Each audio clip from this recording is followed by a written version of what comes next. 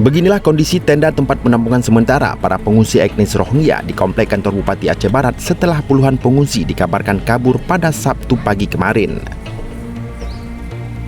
Puluhan pengungsi tersebut diperkirakan melarikan diri sekira pukul 4.30 waktu Indonesia Barat menjelang subuh di saat kondisi Kota Melabuh dilanda hujan lebat. Paginya, petugas mendapati tenda penampungan tersebut tampak sepi dari pengungsi.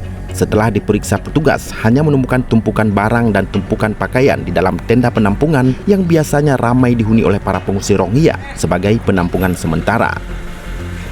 Belum diketahui pasti penyebab dan kemana para pengungsi tersebut melarikan diri. Namun menurut keterangan petugas, sebelumnya percobaan kabur tersebut kerap terjadi bahkan sudah berulang kali. Malam itu jam deras ya, so kita pikir kena udah capek istirahat.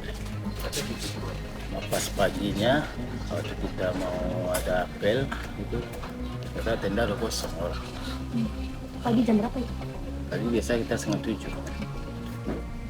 Jam 6 lewat itu kita udah tercek itu apel bangun. Ternyata udah kosong.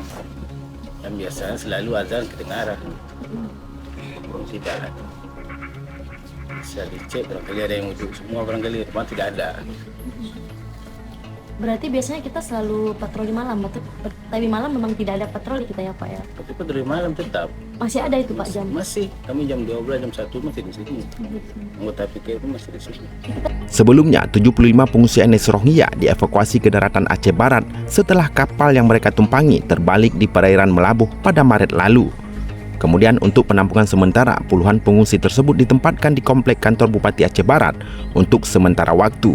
Namun para pengungsi tersebut memilih kabur dari tenda penampungan dan hanya menyisakan tumpukan pakaian dan perlengkapan sehari-hari. Yusmadi melaporkan untuk Haba TV.